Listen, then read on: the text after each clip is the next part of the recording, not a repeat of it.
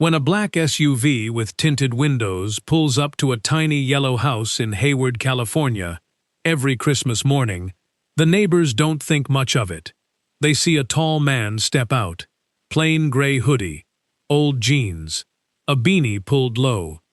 He carries 2 heavy bags up a cracked concrete path and knocks on the door 3 times, always 3 times. The woman who opens that door is 58-year-old Doretta Sims.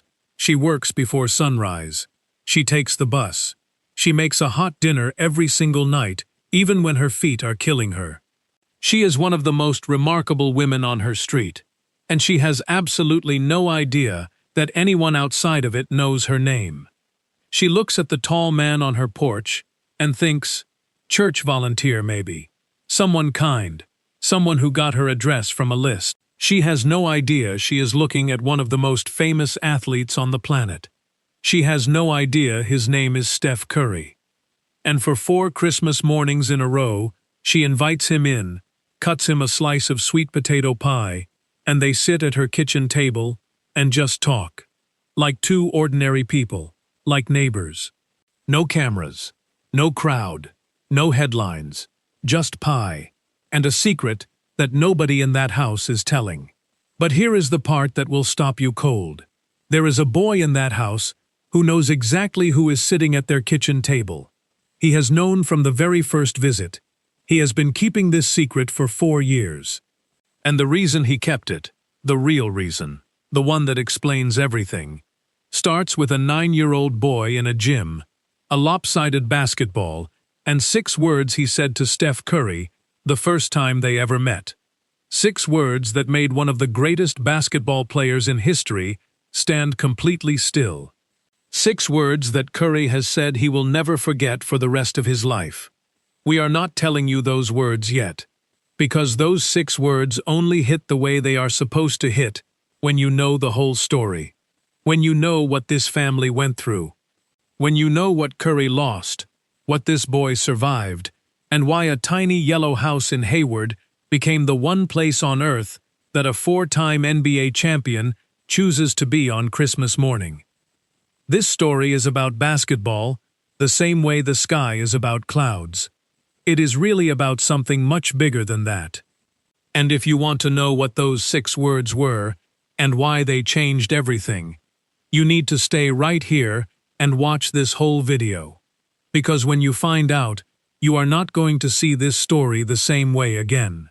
Every Christmas morning, before the sun is fully up over Hayward, California, a black SUV with tinted windows turns quietly onto Maple Grove Lane. The neighborhood is still asleep at that hour. Porch lights are on. Someone's string of Christmas lights blinks slowly against a brown fence. Red, green, in a lazy, half-awake rhythm. A dog somewhere in the middle distance makes a single announcement and then gives up. The air smells like cold concrete and wood smoke, and the particular stillness that only belongs to early Christmas morning, when the world has not yet remembered what day it is. The SUV parks at the curb in front of a small yellow house, number 412 on the mailbox, though the 4 has been hanging loose on 1 nail for going on 2 years. A concrete path runs from the sidewalk to the front door, and the path is cracked down the middle in a long diagonal line, like the earth underneath it made a decision once and never looked back. On the patchy front lawn, a plastic Santa Claus stands with both arms raised, mouth open in a permanent silent cheer. He has been standing there since Marcus put him up the first week of November 2019, and nobody has taken him down since. Not once, not even in July, because Marcus believes, with the quiet, unshakable certainty that belongs only to children and people who have been through something serious, that the Santa is good luck. Given everything that has happened in that yellow house since 2019, it is very hard to disagree with him. The door of the SUV opens. The man who steps out is tall, not basketball player tall in any obvious way at first glance. He is lean rather than broad, and he moves quietly, without the kind of physical authority that makes rooms notice when a large person enters them. He is wearing a plain gray hoodie, the kind with no logo, and a front pocket that has been washed enough times to go soft. Old jeans, clean white sneakers, a dark beanie pulled low, down past his ears, so that from a distance he looks like any other man on any other errand. He reaches back into the SUV and pulls out 2 large canvas bags. They are heavy. He carries one in each hand, and the weight of them makes him shift slightly as he closes the door with his shoulder. He does not look around the street. He does not check his phone.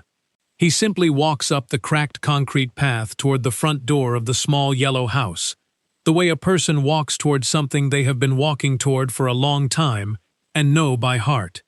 He stops at the door, and he knocks. 3 times. Always 3 times. Not a loud knock, not the urgent, I have something important knock of a stranger, but the steady, even, I know you knock of someone who has done this before. He has done this before. He did it on December 25th, 2020. He did it on December 25th, 2021. He did it on December 25th, 2022. He did it on December 25th, 2023. 4 Christmas mornings. 4 gray hoodies. 4 sets of heavy canvas bags. 4 times standing at this door, on this cracked path in front of this small yellow house in Hayward, California, listening to the particular sound of the lock turning from the inside.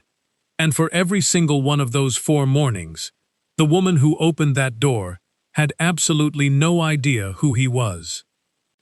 Her name is Doretta Sims. She is 58 years old. She stands 5 feet 3 inches in her slippers, which is what she is wearing when she opens the door on Christmas morning, because she has been up since 5. She is always up since 5. The body does not unlearn the schedule it has kept for 30 years, even on holidays. She wears her good robe over her pajamas, navy blue, a small tear at the right pocket that she keeps meaning to fix. Her reading glasses are pushed up on her forehead, where she put them when she got up, and keeps forgetting to take them off. She has a gap between her 2 front teeth that opens up her whole face when she smiles, which she does generously and without reservation. Her kitchen always smells like brown sugar and pine sol, not at the same time, or maybe exactly at the same time, because Doretta Sims is the kind of woman who cleans the house before she bakes and then bakes immediately after, so the 2 smells have, over the years, become inseparable from each other and from her. She is not a woman of large gestures. She does not post things on the internet. She does not talk about herself in the way that people talk about themselves now, constantly and in public. She goes to work. She comes home. She cooks dinner. She checks Marcus's homework. She pays the bills in pencil in a small notebook she keeps in her nightstand, as if pencil gives the numbers a little more room to change. She is, by any honest accounting, one of the most remarkable people on Maple Grove Lane. She just has no idea that anyone outside of Maple Grove Lane knows that. When she opens the door on Christmas morning and sees the tall man in the gray hoodie standing there with his 2 canvas bags, she thinks, social worker maybe, or one of those volunteers from the church on Dixon Street, the one with the blue doors that runs a Christmas drive every year. Someone kind. Someone who got her address from a list somewhere. She smiles at him with the full gap-toothed warmth of a woman who has been smiling at strangers all her life and intends to keep doing it. "Can I help you, baby?" she says.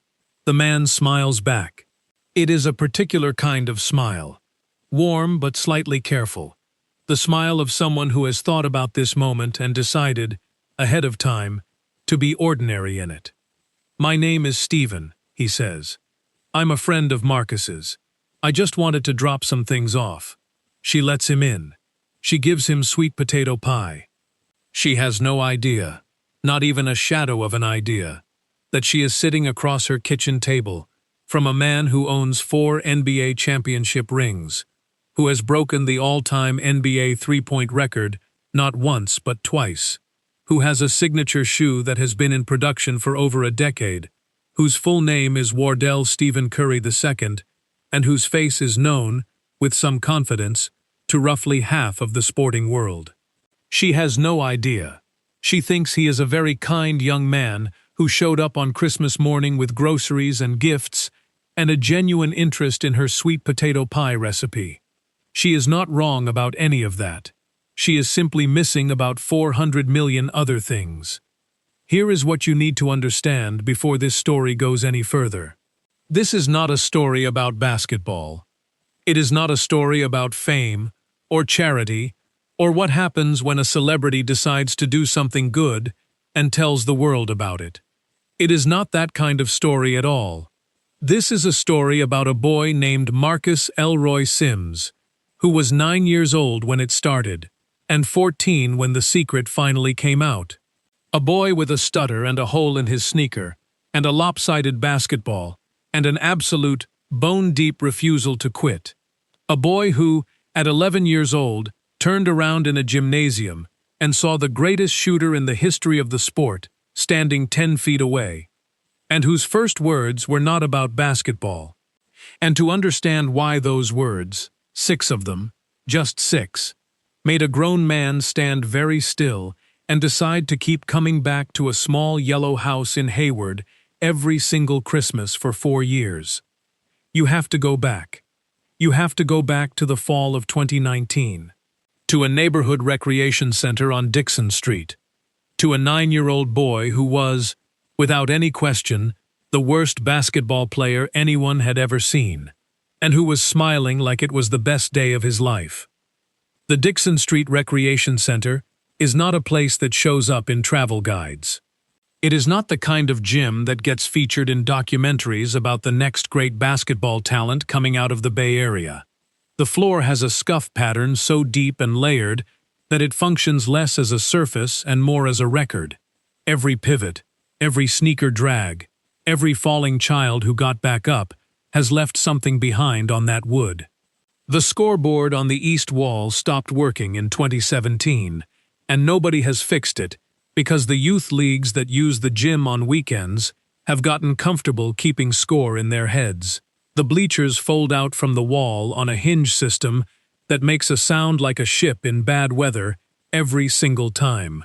It smells like rubber and dried sweat, and the faint ghost of the industrial cleaner that the custodian, a quiet man named Earl, applies to the floors every Thursday evening with a mop that is older than most of the children who play there.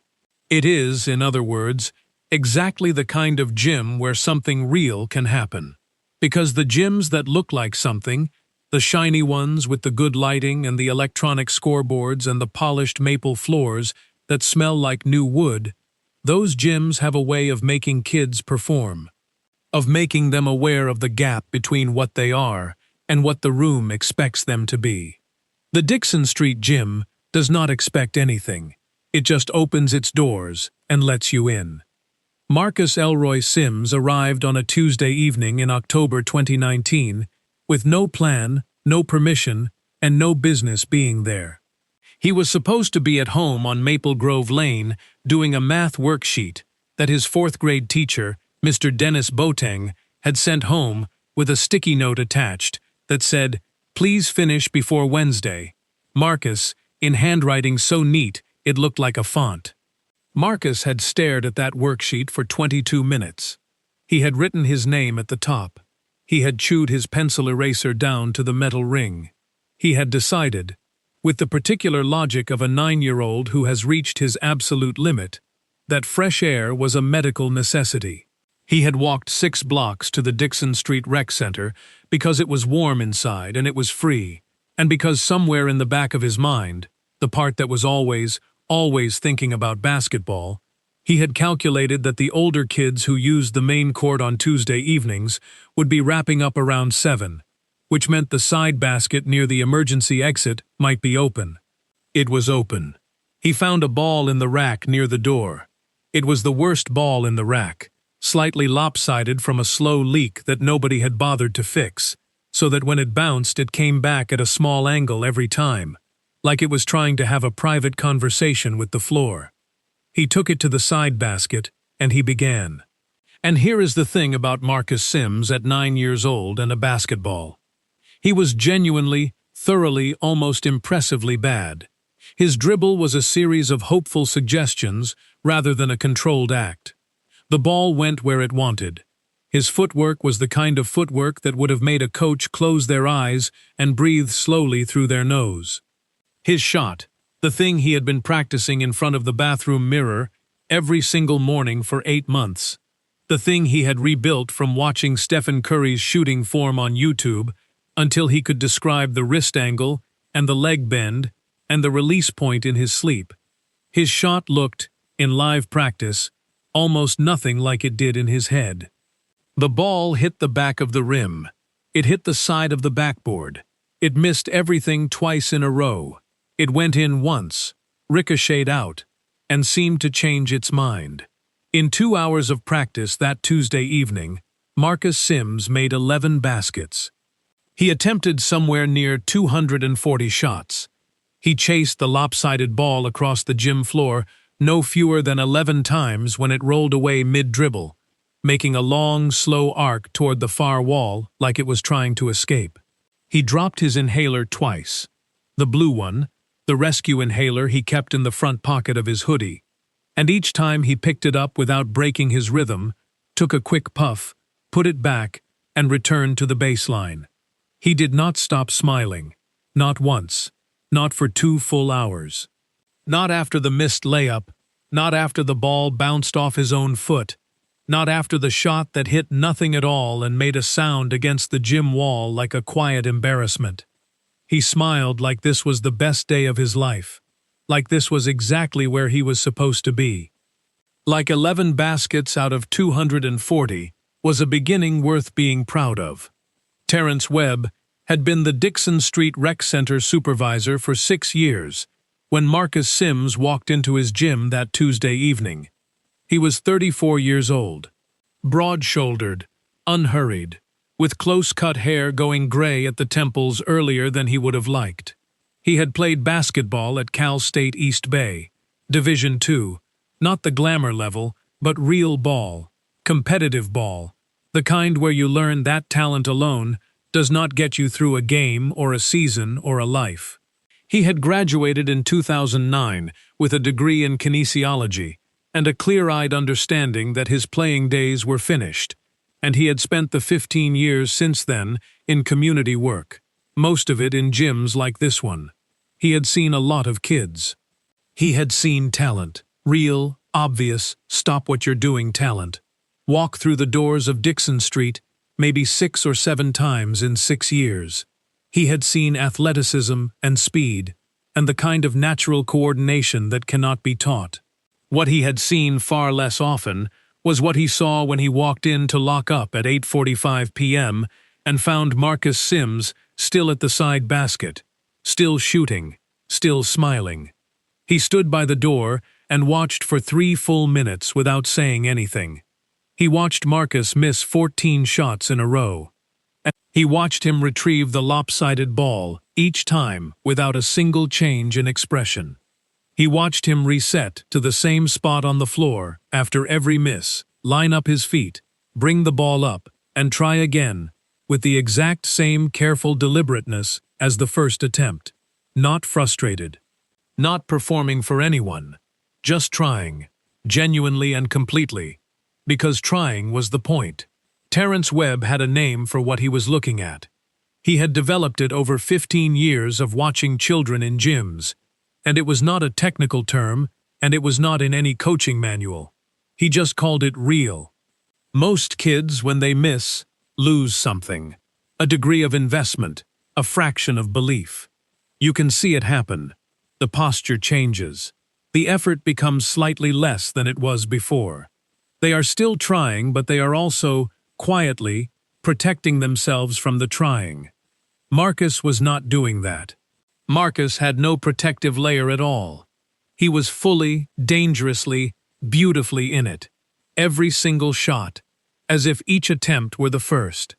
Terrence pushed off from the wall, walked across the squeaky floor, caught the lopsided ball on its next rogue bounce, and held it in both hands. Marcus looked up. The stutter arrived immediately, the way it always did when Marcus was caught off guard by something. Not a light stutter, not the kind people politely wait through without acknowledging, but a full, effortful block, like the first word was a door that needed more than one push. I was just, Terence held up one hand. Not dismissively, just, you don't need to explain. You know you're doing it wrong, right? Terence said. His voice was even, not unkind, just direct, in the way of people who respect children enough to tell them the truth. Marcus looked at him for a moment, then something settled in his face. I know, he said. The stutter softened slightly on the second word, the way it did when he pushed past the first block. But I'm gonna get it. Terence Webb looked at this 9-year-old boy standing in front of him. The taped sneaker, the gas station warrior's beanie, the inhaler in the front pocket, the lopsided ball, the 11 baskets out of 240 attempts, the smile that had not left his face in 2 hours. He looked at him for a long moment. Then he held the ball out. Come back Saturday, he said. I'll show you something. Marcus came back Saturday. He came back the Saturday after that, and the one after that. 18 months of Saturdays. Terence broke down his footwork, rebuilt his dribble, corrected the hitch in his shot that had come from watching Curry videos and copying them with a 9-year-old body that couldn't quite execute what his eyes had memorized. The ball with the slow leak got replaced. Terence bought a new one out of his own pocket and left it in the rack without mentioning it. Marcus got better. Not Curry better. Let us be honest. He was never going to be Curry better. But he got real better. The kind of better that means something. The kind that comes from 18 months of Saturdays with no audience and no applause, and a stutter that still made introductions hard, but never once made him stop. And in the spaces between basketball, something else was happening. Marcus was writing. His grandmother Doretta noticed the composition books first, the black and white kind, the ones that cost $1.50 at the drugstore on Mission Boulevard. He had 3 of them by December 2020, 5 by February 2021. She asked him once what was in them. He said stuff. She said what kind of stuff. He said just stuff, Grandma, and she let it go, because she had learned, in 11 years of raising Marcus, that the things he kept closest were the things he was most serious about, and the things he was most serious about needed room. His 6th-grade English teacher, Mrs. Patricia Okafor, did not let it go. She read the first thing Marcus ever handed in, a 2-page response to the prompt, "Write about someone you admire," and sat at her desk after school for 15 minutes rereading it. Then she picked up her pen and wrote at the top, in red ink, "Marcus, this is extraordinary. Please come see me." The essay was about Doretta. It was about the 4:45 a.m. alarm, the AC transit bus, the office building in Oakland with the floors she cleaned and the people whose names she never knew, the hot dinner every night, the pencil notebook, the picture in the bus pass holder. It was about love that does not announce itself. Mrs. Okafor submitted that essay to a Bay Area youth writing competition in February 2021. Marcus won 2nd place, $50 and a certificate in a paper frame. Doretta bought a plastic frame from the dollar store, the nicest one they had, and hung it above the kitchen table, and did not say much about it, because she was a woman for whom pride expressed itself through actions rather than words, and the plastic frame was the word. Mrs. Okafor, meanwhile, sent the essay to a woman named Jade Holloway, and Jade Holloway, sitting at her desk at Chase Center in San Francisco on a Tuesday morning in March 2021, read the essay once, then read it again, then typed 3 words in the subject line of a forwarded email and sent it up the chain to people she trusted to know what to do with something this good. You need to read this. The email traveled further than Jade expected. It passed through 4 inboxes in 11 days, and then it landed, quietly, without ceremony, in the way that the most important things tend to arrive, in the inbox of Wardell Stephen Curry II, who was sitting on a team flight back from an away game, who read it once, at 30,000 feet, over the Central Valley of California, and who, when he finished, tilted his head back against the seat and closed his eyes and stayed very still for a long time, not sleeping, remembering. Steph Curry's grandmother was named Juanita. Not many people know that. It is not the kind of detail that makes it into the highlight reels or the championship post-game interviews or the long profile pieces about his shooting form and his faith and his relationship with his father Del Curry, who played 15 seasons in the NBA and whose jump shot his son took apart and rebuilt into something the sport had never quite seen before. Juanita does not come up much, but she was there, in the background of everything, the way certain people are there. Not loudly, not demandingly, but constantly. The way a foundation is constantly there even when you cannot see it and are not thinking about it. She was the grandmother who showed up, who called, who sat in the stands at games that did not matter, in arenas that were not full, in the years before anyone outside of Charlotte, North Carolina, knew the name Curry meant anything at all. She passed away in November 2019. Curry was 31 years old. He had just come through the devastating 2019 NBA Finals. The Warriors lost to the Toronto Raptors in 6 games, and Curry had played through it with a broken hand that he has since described as the most physically painful experience of his career. He was heading into what would become the most difficult stretch of his professional life. 2 seasons gutted by injury and the COVID-altered world. The team rebuilding around him. The dynasty that had felt permanent, suddenly feeling like something in the past tense. And in the middle of all of that, quietly, Juanita was gone. He did not talk about it much publicly. That is not his way with private grief. He carries it inward, in the manner of people who have learned that some losses do not get smaller by being spoken about. They just get more public. And public was the one thing Curry had no shortage of.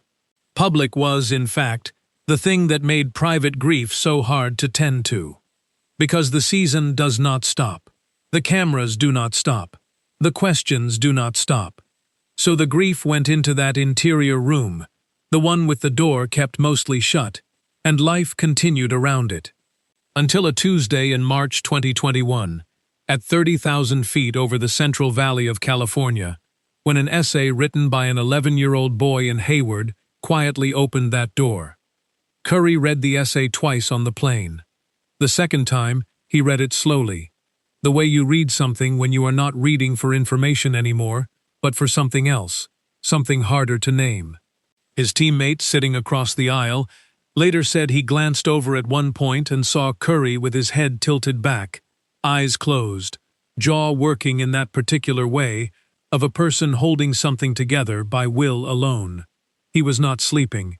He was thinking about Juanita, about the specific, irreplaceable quality of a grandmother's love, not the generalized warmth of it, but the particular texture of it, the way she said his name, the way she could tell from across a room when something was wrong, and would not make a production of asking, just move closer, until she was near enough that the wrongness had somewhere to go. And here was a boy, 11 years old, a stutter, a hole in his sneaker, who had found the exact words for it, who had written, in a 2-page essay in a composition book, the thing that Curry had been carrying in that interior room for a year and a half, without being able to articulate it. She deserves 4 championship rings. He contacted Jade Holloway the next morning. "I want to meet this kid," he said, quietly. No cameras, no press release, no social media. Just me. Jade said she would arrange it. "One more thing," Curry said. "Don't tell him I'm coming." Terrence Webb found out on a Thursday. Jade called him directly. She had tracked down the rec center through the Warriors Community Foundation's network of Bay Area youth contacts, and Terrence's name was on a list of community supervisors who had worked with foundation programs before. She explained the situation in careful, measured terms. A player from the Warriors wanted to visit. Quietly. This Saturday. No press. Terrence sat down while she was still talking. "Which player?" he said. Jade told him. There was a silence on the phone that lasted approximately 4 seconds. "Okay," Terrence said. His voice was very controlled. "Okay, yeah, that's fine. That's completely fine." He hung up and sat at his desk in the small supervisor's office off the main gym. A room barely large enough for a desk, a filing cabinet, and a motivational poster that had been there since 2014 and was beginning to curl at the corners, and stared at the wall for a long moment. Then he picked up his phone to call Marcus. Then he put it down. He picked it up again 3 more times over the following 2 days. Each time he put it back down. The secret was too big and too good, and too fragile, and something in Terrence's gut told him that the moment needed to land the way rare moments need to land. Without preparation, without rehearsal, without the protective layer that advanced knowledge gives you. Marcus needed to be caught completely off guard. Terrence kept his mouth shut, which was, as anyone who knew Terrence would confirm, one of the harder things he had ever done. Saturday morning arrived gray and cool, the way Bay Area mornings do in late March. Not cold enough for a real coat, but cold enough to remind you that winter is not entirely finished with you yet. Marcus arrived at 9 a.m. precisely.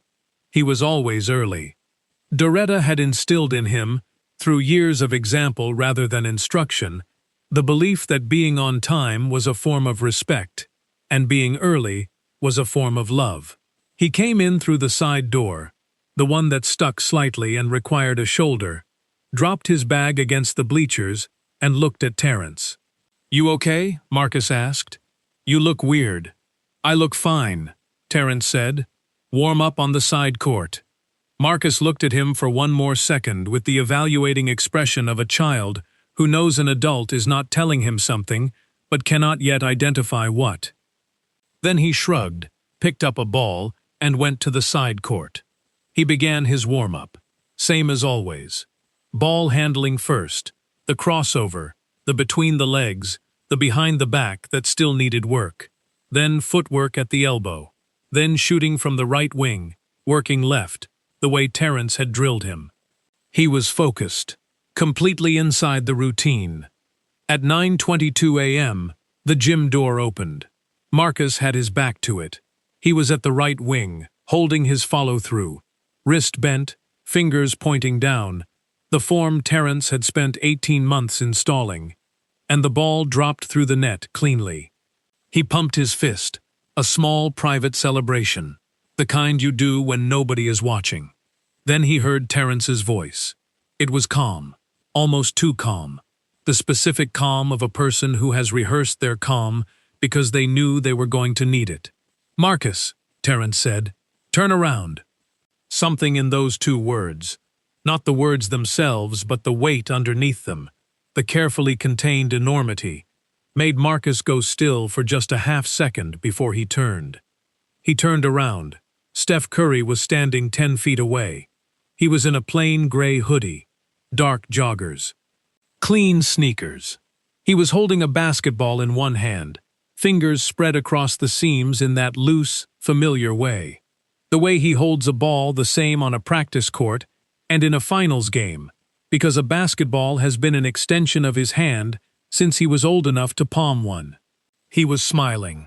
Not the press conference smile, not the logo smile, but a real one, slightly uncertain at the edges, the smile of someone who was not entirely sure how this moment was going to go. What happened next was not what anyone expected. Not Terrence, who had braced himself for screaming. Not Curry, who had been to enough of these moments to anticipate the shock, the tears, the trembling disbelief. Marcus Sims looked at Steph Curry. He did not scream. He did not run forward. He did not shake or grab Terrence's arm or do any of the things that a child does when their hero steps out of a YouTube video and into the room where they are standing. He went very still. And then, slowly, something moved across his face. Not shock, or not only shock, but something that sat beneath it. Something deeper and more deliberate, like a thought arriving from a place that had nothing to do with celebrity or basketball or the fact of who was standing in front of him. His lips moved. 6 words came out. The stutter was barely there. The moment was too large, the emotion too sincere for the block to hold. The words arrived clean and quiet in the gymnasium on Dixon Street, in front of the curling motivational poster and the broken scoreboard and the scuffed floor that held the record of every child who had ever tried something hard in that room. 6 words that Steph Curry would later say he had turned over in his mind more times than he could count. 6 words that explained, more completely than anything else could, exactly who Marcus Elroy Sims was, and exactly why what followed was inevitable. We are not telling you those words yet, because the words only mean what they mean when you understand everything that came between that Saturday morning and the Christmas 4 years later, when the secret finally broke open in Doretta Sims's kitchen over sweet potato pie. What we can tell you is what happened in the 2 hours after. Curry stayed until nearly noon. They played together on the side court, not a real game, not a test, but the loose, unhurried shooting and talking that happens between people who share a language and have just discovered it in each other. Curry showed Marcus a wrist adjustment, a small correction in the angle of his release that Terrence had been working toward for months, but had not quite been able to communicate in terms that clicked. Curry demonstrated it once. Marcus tried it. The ball left his hand differently, cleaner. It arced higher and came down steeper and dropped through the net with a sound that was noticeably, undeniably better than the sound it had been making for 18 months of Saturdays. Marcus stared at the basket. Then he looked at his own hand like it had done something without his permission. Terrence made a sound against the wall that he would later describe as, not crying, just my face doing something. Before he left, Curry crouched down so that he was at eye level with Marcus. Not the condescending crouch of an adult managing a child. The genuine crouch of a person who wants to speak to someone directly, without the height differential making it complicated. That essay you wrote, he said, about your grandma. Marcus went completely still. Someone sent it to me, Curry said. I want you to know, I cried reading it. Marcus looked at him for a long moment. You cried, he said. I cried, Curry said. No qualification, no softening. Just the plain, unhesitating truth of it. Because my grandma passed away a couple years ago. And you wrote the exact right thing about what grandmas are. The exact right thing.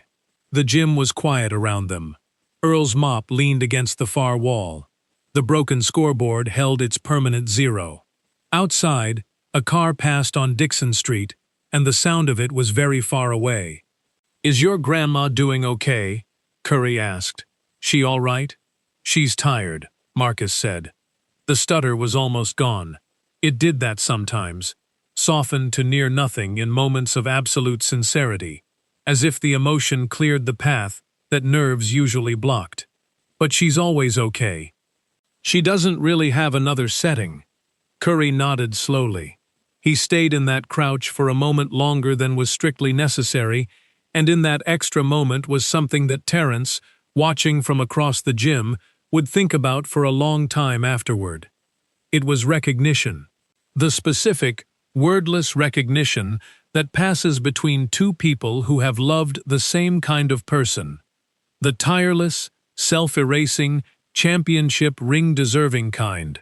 And lost one, and are terrified of losing the other. I'm going to come back and check on you, Curry said. If that's okay. Marcus nodded. Curry stood, held out his hand. Marcus shook it. A real handshake. Firm. Man to man. Then Curry picked up his bag, said goodbye to Terrence with a nod that carried a full conversation in it, and walked out through the side door that stuck and required a shoulder. The door swung shut behind him. The gym was quiet. Marcus stood at the free throw line holding the basketball, looking at the door. Then he looked at Terrence. He's going to come back, Marcus said. It was not a question. Yeah, Terrence said. I think he is. Marcus nodded once, turned back to the basket, and shot the ball. It went in. Clean. The best shot of his life so far, On the best day of his life so far, in the gym on Dixon Street that expected nothing and gave everything to anyone willing to show up, he retrieved the ball. He shot it again. He was still smiling in September. That is the thing about Marcus Sims that you have to understand before October arrives and does what October does. The smile was not a performance. It was not the brave face that people put on when things are hard and they want the room to believe otherwise. It was constitutional, built into the architecture of who he was, the same way his big ears were built in, and his stutter was built in, and his absolute refusal to accept that 240 missed shots meant anything other than 240 opportunities to try again. He smiled through the summer of 2021 the way the sun comes up, not because anything particular warranted it, but because that was simply what it did. Curry came back 3 more times between March and August. Always quiet. Always the gray hoodie or something equally unremarkable. Always through Terrence, who had become the quiet architect of an arrangement that nobody talked about publicly because nobody involved wanted it talked about publicly. They shot together. They talked. More talking than shooting. As the months went on, the conversation expanding beyond basketball into the wider territory that opens up between two people who have decided, without formally deciding, that they trust each other. Marcus told Curry about the composition books, about Mrs. Okafor, about the second-place certificate in the dollar store frame above the kitchen table. Curry told Marcus about his father Dell's career, about growing up in Charlotte watching professional basketball from the inside and understanding, earlier than most children understand anything, that the gap between watching greatness and becoming it was made entirely of the kind of work that nobody sees and nobody applauds. Marcus listened to all of it with the focused, unblinking attention of a child who knows he is receiving something important and does not want to miss a single gram of it. Doretta still had no idea. Marcus kept the secret the way he kept most things that mattered. Close, private, tended carefully, like something that needed the right conditions before it could be shown to the world. September came and went, and then October arrived. The first sign was the kind of sign that is easy to explain away: fatigue, a general low-grade heaviness that settled over Marcus in the first week of October, like weather moving in. He came home from school slower. He sat on the couch before dinner, instead of shooting in the driveway the way he usually did in the last of the afternoon light. He fell asleep during homework twice, which was unusual. Marcus was many things, but a child who fell asleep easily was not one of them. His mind was generally too busy for sleep to arrive without a fight. Doretta noticed. She noticed the way she noticed everything, quietly, without announcing the noticing, cataloging it in the same internal ledger where she kept all her concerns, written in pencil so they could be erased if they turned out to be nothing. She told herself it was the change of season, the start of a new school year, the natural adjustment of a growing boy's body to a new schedule. She told herself this with the particular conviction of a woman who has learned that some fears, if you give them too much air, will grow larger than the room can hold. But on October 8th, Marcus came home from school and sat at the kitchen table and did not ask what was for dinner. He just sat. His backpack still on, his warrior's beanie still on, his hands flat on the table in front of him, not doing anything, which was so unlike Marcus, whose hands were always doing something, dribbling an imaginary ball, tapping a rhythm, turning a pencil end over end. That Doretta stopped what she was doing at the stove and looked at him for a long, careful moment. "Baby," she said, "you eat today?" "Yes, ma'am," he said. "You drink enough water?" "Yes, ma'am." She looked at him another moment. His color was off in a way she could not have described technically, but recognized in the bone-deep way that people who love someone recognize when that someone is not right. She turned off the stove. "We're going to the doctor," she said. Marcus did not argue. That was the thing that scared her most. Marcus always argued about the doctor. Their doctor, was Dr. Renata Osei, a family practitioner whose office on B Street in Hayward had been seeing the Sims family since Marcus was 4 years old. She was calm in the manner of someone who has delivered enough difficult news to have learned that calm is the most useful thing a doctor can bring into a room. She examined Marcus on October 14th. She asked her questions. She checked his glands, the ones along his jaw, the ones beneath his arms, with a careful, unhurried thoroughness that felt, to Doretta sitting in the chair against the wall, slightly more deliberate than a routine check. Dr. Osei ordered blood work. She called it precautionary. Her voice was steady when she said it. Her eyes, Doretta noticed, were doing something different from her voice. The results came back in 4 days.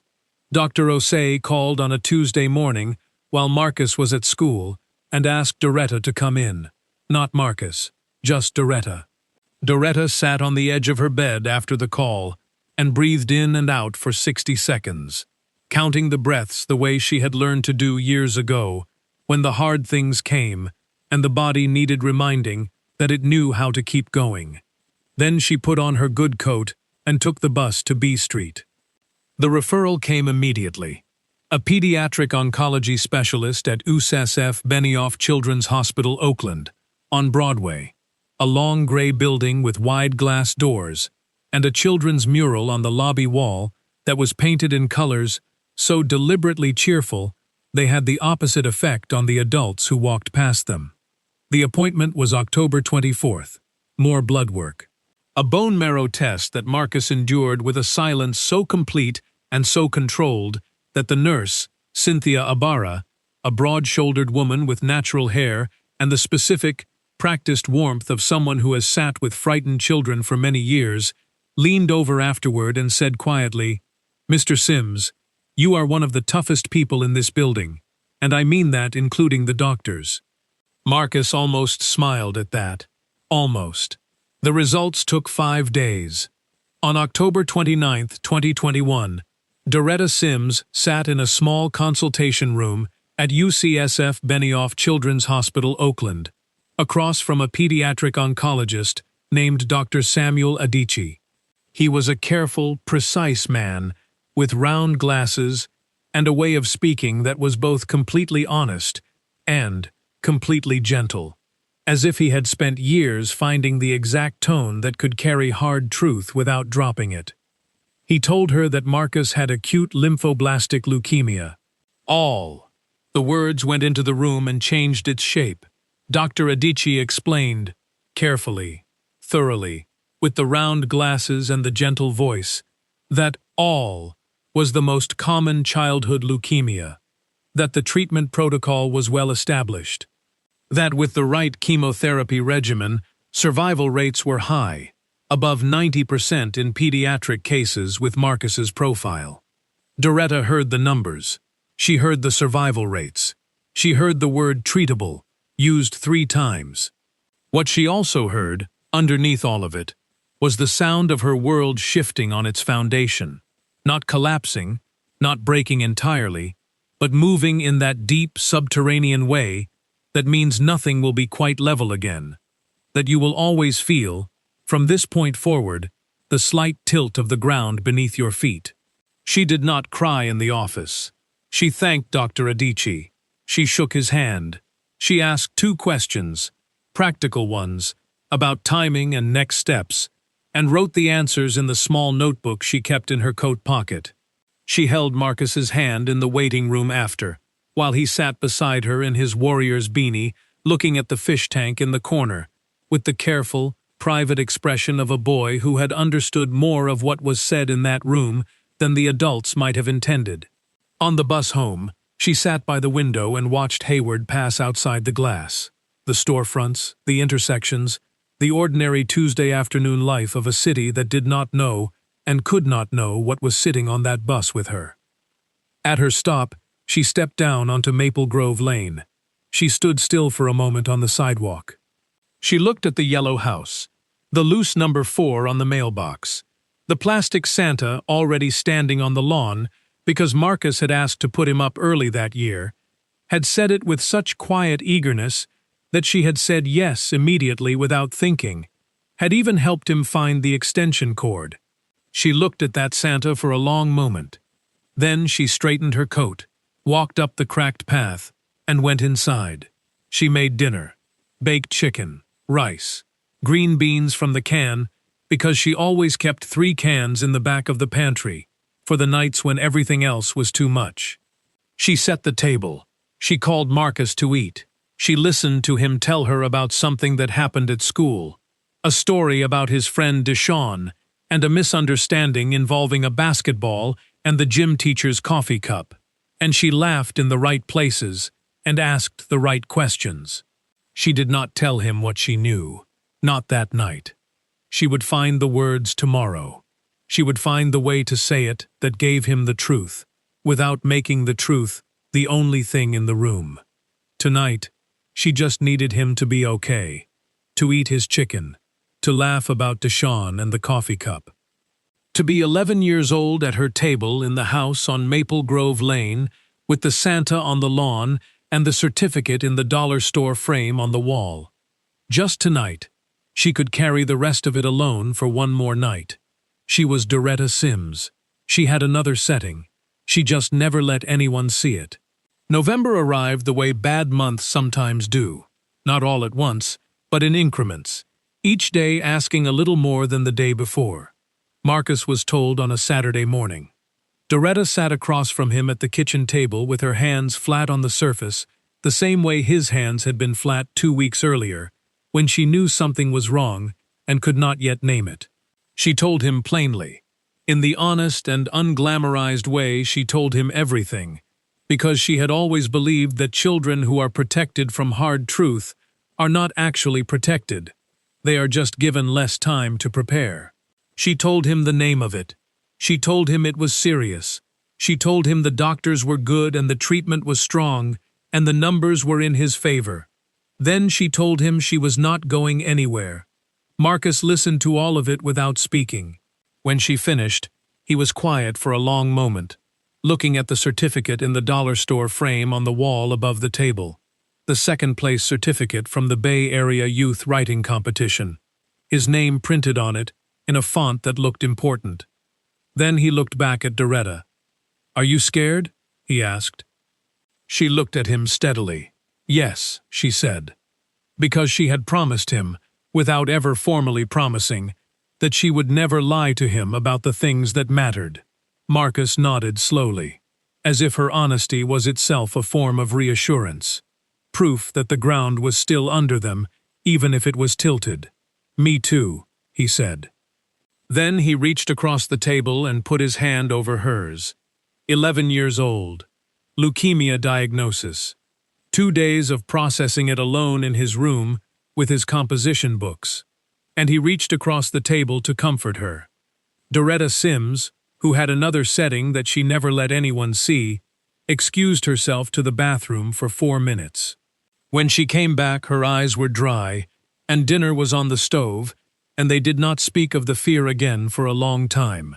Not because it went away, but because some things are acknowledged once and then carried quietly, between people who love each other, without needing to be said out loud every day to be true.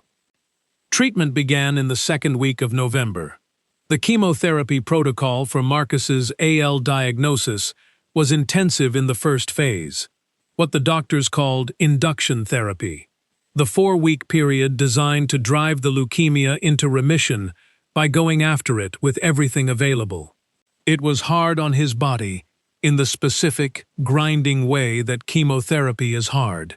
Not dramatic in the movie sense, but relentless, a daily accumulation of nausea and fatigue, and the strange, disorienting experience of feeling the treatment and the disease fighting each other inside you simultaneously. He lost weight. His face thinned out in a way that made him look older and younger at the same time.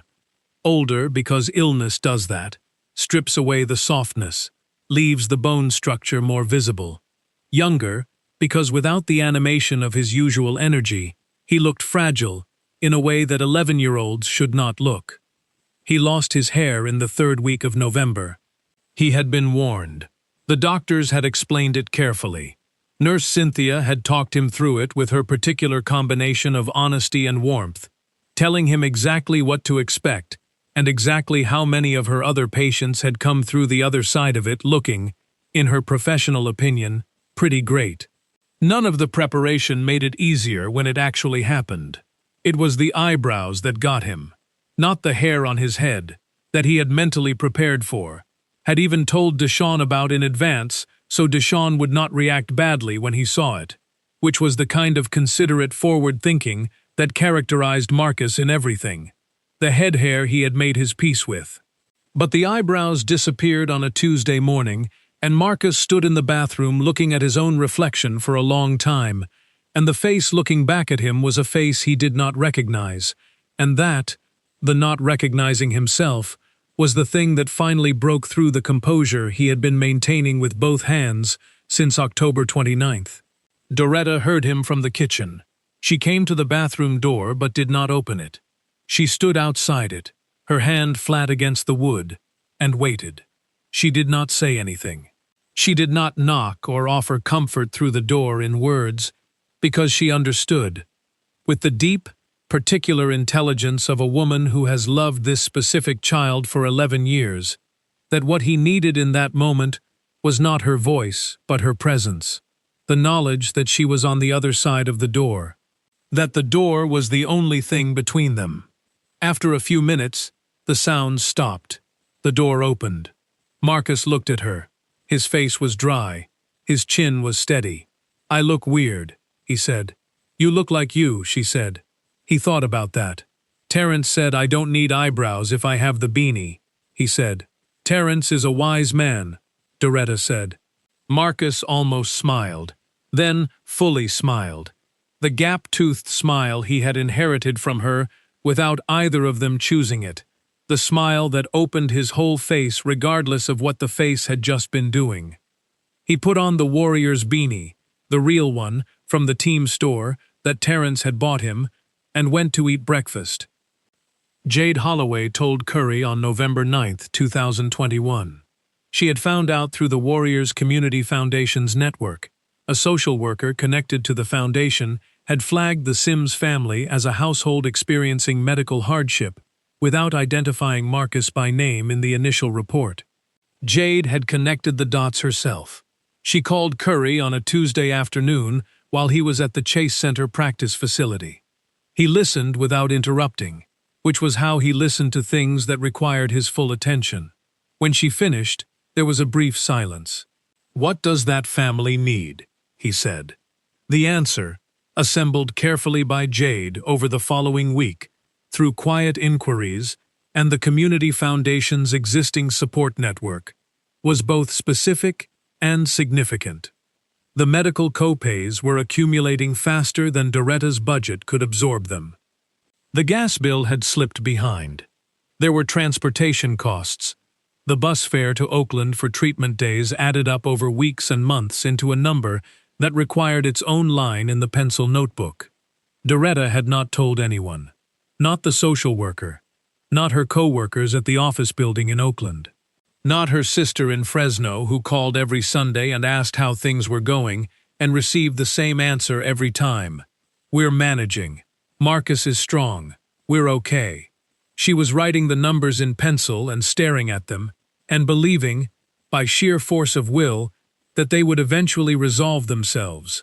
They did not need to resolve themselves by sheer force of will. They resolved themselves through the Warriors Community Foundation and a separate private arrangement structured through a non-profit intermediary, specifically designed, at Curry's instruction, to keep his name entirely out of the paperwork. Doretta was told the support came from a community fund for families of children with serious illness. She cried when the first payment cleared. She baked a pound cake, the real one, with butter and vanilla and the technique she had learned from her own grandmother 40 years ago, and brought it to the non-profit office on a Wednesday afternoon as a thank you. The staff did not know what to do with it. They ate every single piece by 3 o'clock. The first Christmas came on December 25, 2021. Marcus was still in active treatment. The remission that would arrive in March was still 4 months away, still just a hope sitting quietly in the future like a light left on in a window. He was thin, he was tired, in the specific depleted way of a child whose body is fighting on two fronts simultaneously. But he was home. The doctors had approved Christmas at home, a fact that Doretta had received with the kind of gratitude that does not have adequate words and expresses itself instead through cleanliness, through cooking, through the particular orderliness of a woman who cannot control the large thing, and so tends the small things with absolute devotion. The house was clean enough to reflect light.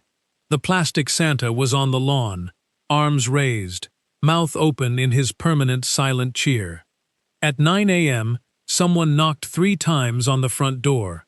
Doretta opened it and saw a tall man in a gray hoodie with 2 canvas bags. She thought, social worker, church volunteer, someone kind. She was not wrong. She let him in. He sat at her kitchen table and ate sweet potato pie, and told her, with a specificity that caught her off guard and stayed with her long after he left, that she was doing a remarkable job. He did not say it the empty way. He named the things, the early mornings, the bus rides, the hot dinners, the composure. He listed them the way someone lists them who has been paying attention. Who knows? I want you to know someone sees it, he said. Doretta looked at this tall young man in the gray hoodie sitting at her kitchen table. She gave him a second piece of pie. He came back the next Christmas, and the one after that, and the one after that. 4 mornings, 4 gray hoodies, 4 conversations at the kitchen table, while Marcus listened from the stairs with his warrior's beanie on, smiling the smile nobody downstairs could see, protecting the ordinary magic of it, keeping it exactly as it was, until the 4th Christmas, when he decided, quietly, privately, in the way Marcus decided everything that mattered, that it was finally time. Christmas morning, 2023 arrived cold and clear over Hayward. The kind of cold that does not apologize for itself, sharp at the edges, with a sky so blue and empty it looked like something had cleaned it overnight and forgotten to put the clouds back. The string lights on the fence across the street blinked their slow red-green rhythm. The plastic Santa stood on the lawn with his arms up, same as always, same as every year since 2019, faithful and ridiculous, and oddly moving, in the way that things are moving when they have outlasted their own expectations. Marcus was 14 now. He had grown 4 inches since the diagnosis, a fact that Dr. Adichie had noted at every follow-up appointment with the particular satisfaction of a doctor who takes personal pride in his patients, outgrowing the worst versions of their own stories. His eyebrows had come back fully in the spring of 2022, an event he had documented in one of his composition books with a single sentence. They're back. Both of them. I feel like myself again. His hair had come back thicker than before, which Nurse Cynthia had told him sometimes happened, and which Marcus had accepted as the universe's way of compensating for the inconvenience. He was in full remission, had been since March 3, 2022, a date he had written at the top of a fresh composition book page in capital letters and underlined 3 times, which was the Marcus Sims equivalent of fireworks. He was back at the Dixon Street Gym on Saturdays. His shot was cleaner than it had ever been.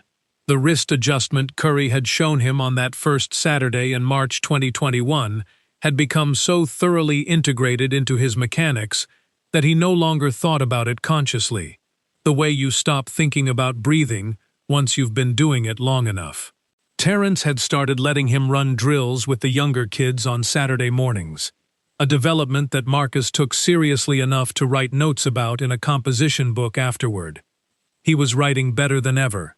His 9th-grade English teacher, Mr. Obina Castillo, had submitted 2 of his essays to regional competitions that year.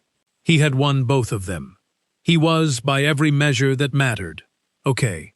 More than okay. He was Marcus. And on the morning of December 25, 2023, standing at the top of the stairs in the yellow house on Maple Grove Lane in his warrior's beanie and his socks, listening to the familiar sound of 3 knocks on the front door below, he made a decision. He had been thinking about it for weeks. Not agonizing. Marcus was not an agonizer by nature. But turning it over carefully, in the quiet, thorough way he turned over everything important, looking at it from each side the way you look at something you are about to commit to and want to be sure of before you do. The secret had been beautiful. He knew that. The specific beauty of it was precisely in Doretta's not knowing, in the fact that she had sat across her kitchen table from one of the most famous people on the planet for 4 years and given him sweet potato pie, and told him he was a kind young man without a single degree of performance or self-consciousness, because she was simply, completely herself. No nerves, no preparation, no awareness of the gap between who she was and who he was, because as far as she knew, there was no gap. Just 2 people, her kitchen table, pie.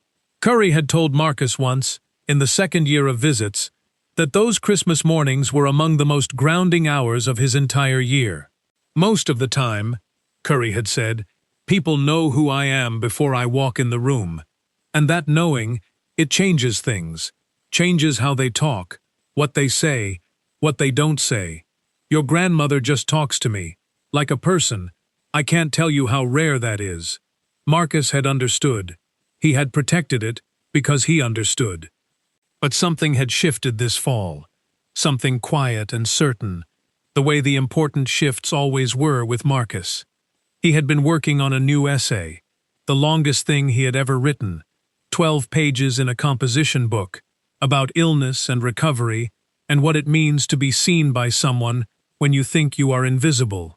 Mr. Castillo had read it and gone very quiet for a long time, and then said, in the careful voice of a teacher trying not to project too much onto a student's work, Marcus, who is this about? Marcus had smiled. Everyone it needs to be about, he said.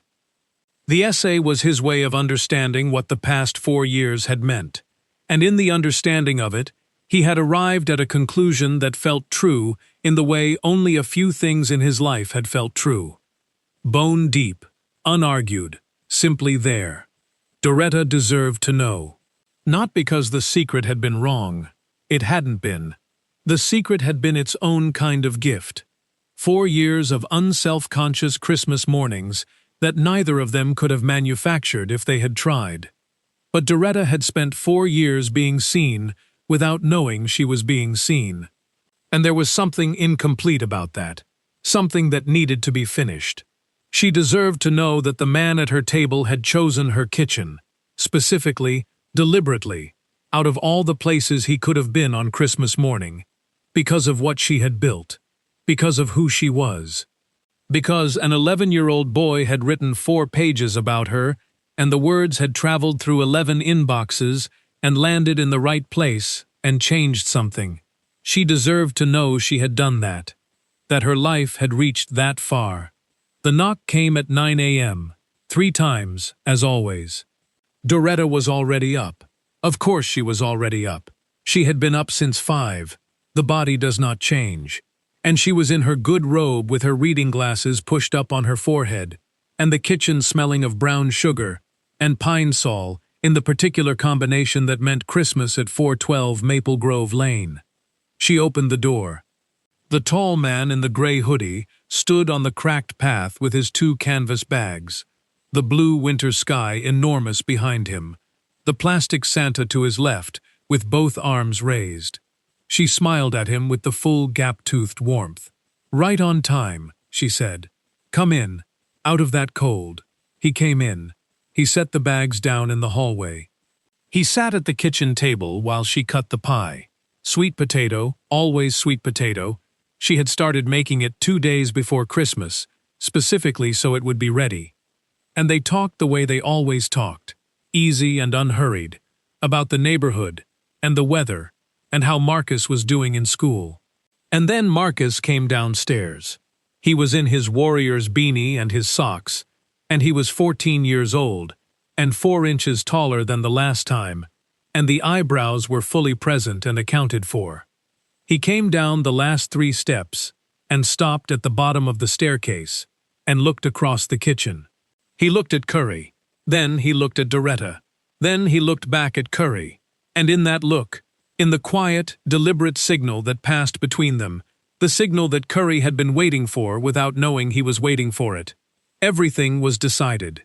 Curry put down his pie fork. The small sound of it against the plate was the only sound in the kitchen for a moment. "Miss Sims," he said, "can I tell you something?" Doretta looked up from her own plate. Something in his voice reached her before his words did. A shift in register, a weight that had not been there before. She set down her fork too. "Of course, baby," she said. He looked at her steadily. "My full name is Wardell Stephen Curry II. Most people know me as Steph Curry. I play basketball for the Golden State Warriors." The kitchen was absolutely still. Doretta looked at him. She looked at Marcus. She looked back at the man at her table. The gray hoodie, the quiet smile, the same face that had been sitting across from her on Christmas morning for 4 years eating her pie and telling her she was doing a remarkable job. Something moved across her face. A long, slow wave of realization.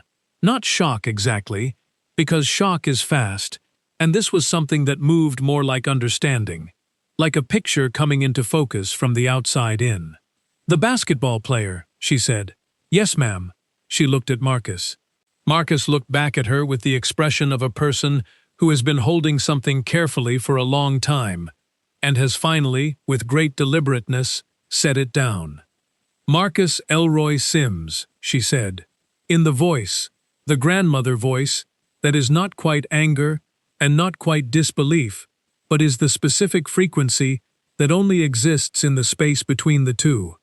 "You knew, from the beginning," Marcus said, "for 4 years. Almost 4 years exactly. And you didn't tell me. You make things a whole thing, Grandma." Doretta Sims put both hands over her face. Her shoulders shook. When she brought her hands down, she was laughing. The real kind, the deep, unstoppable kind that comes from a place below decision. And then she was crying. And then she was doing both simultaneously, which is the only appropriate response to 4 years of sweet potato pie and a secret this size finally arriving in the same room together.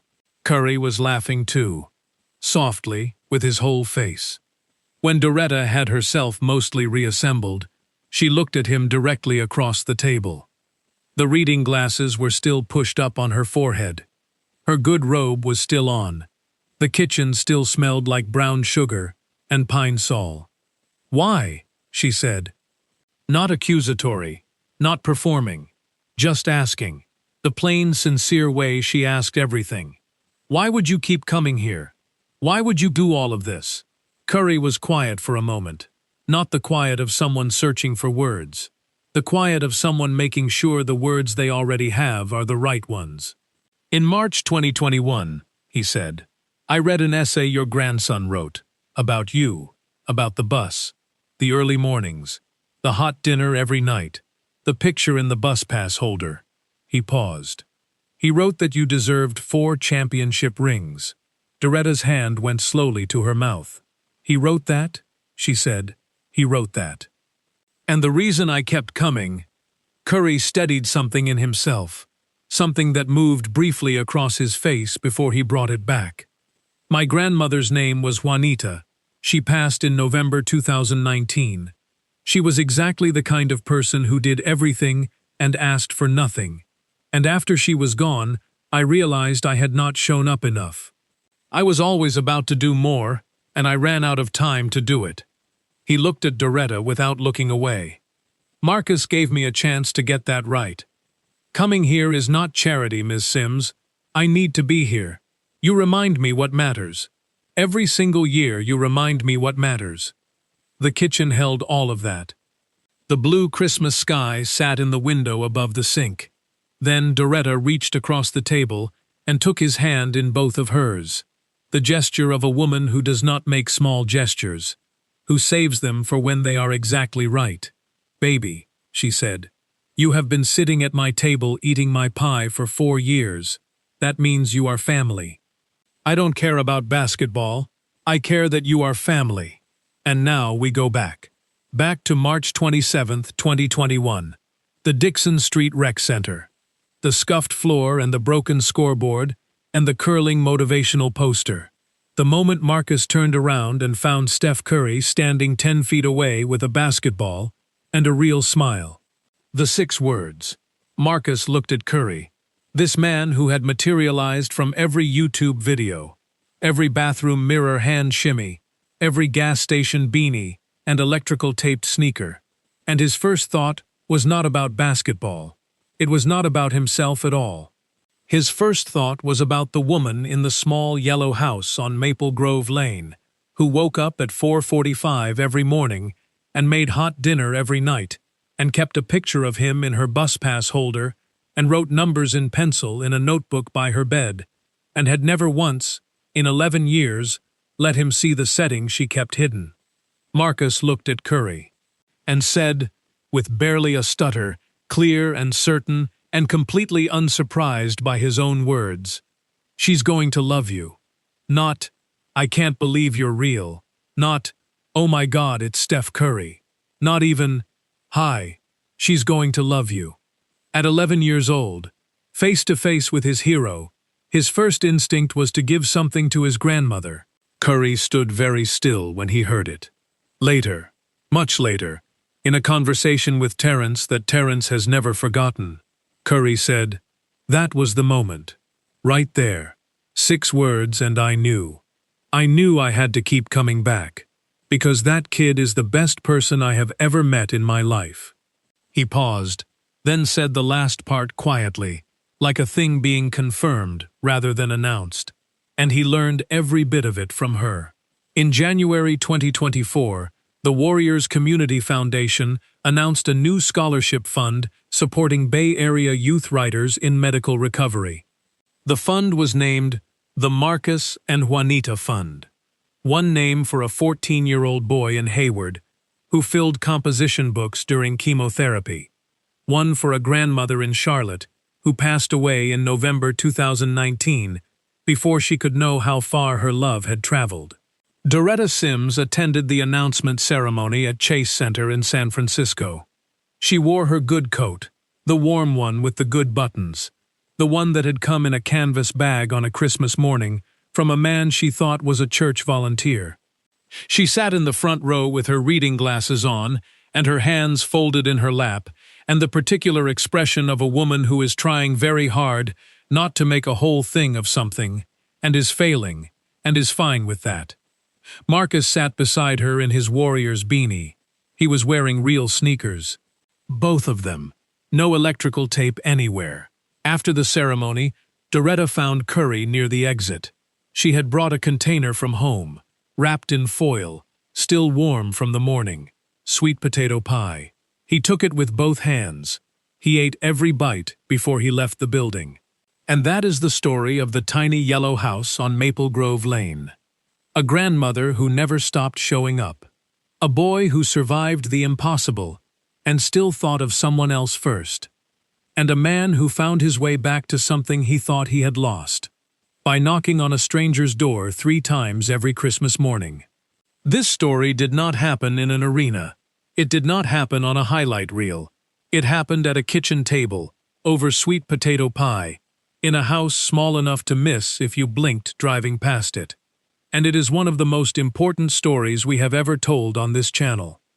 So before you go, drop a comment right now and tell us where you are watching from. It does not matter if it is a big city, or a small town, or a tiny house just like Doretta's. We want to know you are out there. We read every single one. And if this story moved you, if it reminded you that kindness does not need cameras and love does not need an audience, hit that like button right now. It takes 1 second, and it tells the world that stories like this one matter. Then hit subscribe, so you never miss the next one. Because we find these stories every single week, the ones happening quietly, without headlines, in the places nobody thinks to look. And the world needs more people spreading that kind of kindness, not less. You being here is how that happens. Now click on the video appearing on your screen right now. The next story is already waiting for you.